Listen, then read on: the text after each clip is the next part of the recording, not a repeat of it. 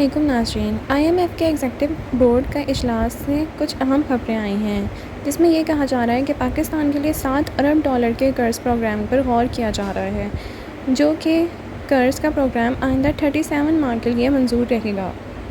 नाज़रीन, दूसरी तरफ मुल्क की सियासत में आईनी तरमीम का क्या मकसद है? क्या हुकूमत इसको किस मकसद के लिए यूज़ करना चाहती है? आयत का खान अब्बासी का कहना है कि दुनिया को कोई मुल्क मानेगा कि आप रात के अंधेरे में तरमीम करना चाहते हैं। मेरा ख्याल है कि वज़ीर क़ानून ने भी आईनी तरमीम का मसवदा नहीं देखा होगा। उनका ये भी कहना है कि आप मुल्क के अवाम को एतमाद में नहीं लेना चाहते।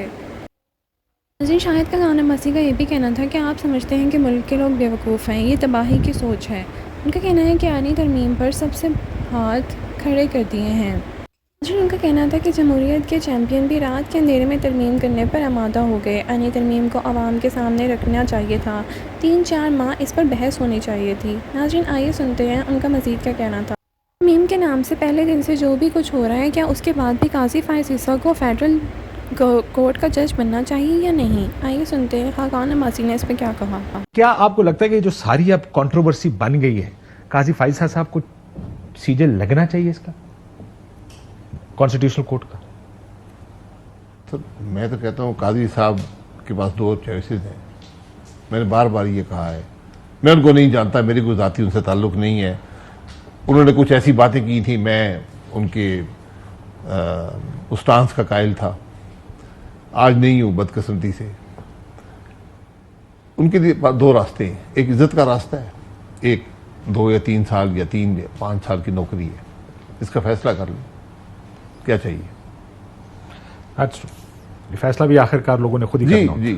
जी, ये चॉइसेस होती है जिंदगी में, चॉइसेस आती है। लेगेसीज जो होती है ना, ऐसी जी, लेगेसी ये होती है, ऐसे ही बनती है। लेगेसी आप क्रिएट नहीं करते, लेगेसी लोग आपके किसी अमल को कैसे जज करते हैं, ये लेगेसी होती है। मैंने बहुत से लोगों से सुना मैं लेगेसी बना रहा हूं, लेगेसी बनती नहीं है। शायद साहब ये बताएं कि अदालत ने एक फैसला दिया, गलत या ठीक है, अलग बहस है। मेरा अपना जाती ख्याल ये है कि मुझे या आफरीदी साहब का फैसला बड़ा पसंद, हालांकि मैंने ये भी फैसला पढ़ा, मेरिट्स इसमें भी उन्होंने लिखे, उसमें भी है भाई इररेलेवेंट बात है कि आपको पसंद है नहीं पसंद। अब इंक्रीजिंगली इरफान सिद्दीकी साहब ने आज पूरी प्रेस कॉन्फ्रेंस की, कल उन्होंने कहा कि अब क्या करें वो आइन और कानून की असेंबली, जिस तरह आपने कहा फॉर्म 47 की असेंबली, किस तरह इसको डिफेंड करे, गलती हो गई तो क्या करें, क्या करना चाहिए, फैसला तस्लीम करें? जो आपने रिजर्व सीट वाला फैसला है, जी आपको फैसला तस्लीम करना पड़ेगा। फिर यूसुफ गिलानी साहब क्यों घर गए थे, ना जाते। मियां साहब क्यों घर गए थे, ना जाते ना। मैं नहीं मानता यार, झूठ बोल रहे, ये गलत फैसला है। तो उन्होंने सर खम किया ना, गलत था। मैं दोनों फैसले, मैं ही कहता हूं जो अभी कह रहे हैं आप, वो वक्त बदल गए, वो और वक्त थे। अभी क्या वक्त है, वही लोग हैं। अब मिजाज बदल गए। आप यूसुफ गिलानी साहब की पार्टी ही है, मियां साहब खुद हैं। उस वक्त 47 पे नहीं आए हुए थे ना। नहीं, जो भी अब आए हुए नहीं, फिर आज तो ज्यादा उसका ख्याल करना चाहिए ना, कि अगर फॉर्म 45 की हुकूमतें भी टूट सकती हैं, एक गलत फैसले पर माना उन्होंने, वरना वो भी कहते ठीक है मैं नहीं जाता हूं घर, क्या कर लोगे, ठीक। तो इसलिए ये रवायत मत पैदा करें, ये मत करें कि आपने कानून देखा जो पास हुआ है, जो एक एक शिक निकाल कर उस फैसले की उसकी नफी करता है और कहता है कि ये कानून आज बना, इतलाक होगा पहले से, 18 से इतलाक होगा जाकर, 17 से 18 से। आप ये कौन सी सोच है? देखिए, सॉवरेनिटी जो है वो टोटल नहीं होती, सॉवरेनिटी की भी हदूद है। कल अगर एक पार्लियामान आपके सारे फंडामेंटल राइट खत्म कर देता है, आर्टिकल 1 से 18 तक उड़ा देता है, क्या करेंगे? क्या वो तरमीम हो जाएगी? कभी नहीं होगी। सुप्रीम कोर्ट की जिम्मेदारी है स्ट्राइक डाउन कर दे। आज ये फंडामेंटल राइट को छेड़ते हैं, तो सुप्रीम कोर्ट की जिम्मेदारी है कि स्ट्राइक डाउन करें। ये हक हासिल नहीं है। कोर्ट ही नहीं होगा स्ट्राइक डाउन करने के लिए, वो जब बनेगा तो देखेंगे। नहीं, उससे पहले स्ट्राइक डाउन करें। ये मुमकिन नहीं है, ये मुमकिन नहीं है कि आप इस किस्म के इख्तियारात एक असेंबली को दे दें। लेकिन आपको लगता है कि हम कहते होते थे ना, दस्ताने उतर रहे हैं, अब किसी को फर्क नहीं पड़ता शायद। अब मेरा मफाद किस चीज में, सिर्फ इस बात का मुल्क को फर्क पड़ता है, मुल्क नहीं चलते इस तरह। और मैं आपको आज बता दूं, आपकी उम्र मुझसे कम है, इधर ही होंगे, ये जो बना रहे हैं ना, इसका क्या पता? ये जो इसका कोई पता नहीं कि मैं इधर हूं। नहीं, तो बस मतलब उम्र तक काटी ना। बहरहाल इंशाल्लाह दो इधर हो संजय। आप देखेंगे इन्हीं में से जो आज पास कर रहे हैं ना, ये अंदर जाएंगे। इन्हीं कानून, इनका इतलाक इन पे होगा।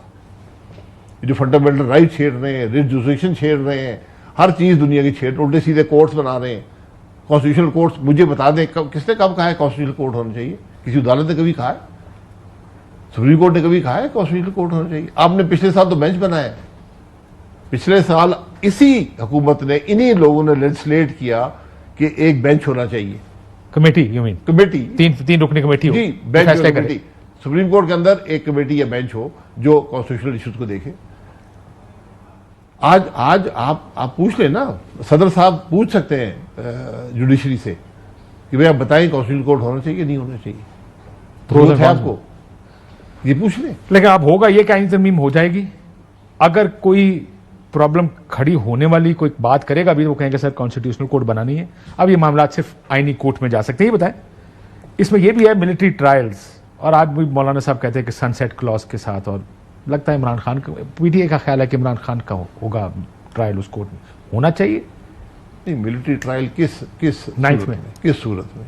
9 मई का मिलिट्री ट्रायल, अगर आर्मी एक्ट टूटा है, आर्मी एक्ट की वायलेशन हुई है, उसके अंदर चार्जेस बनते हैं, तो मिलिट्री ट्रायल सिविलियन का हो सकता है मिलिट्री कोर्ट्स में।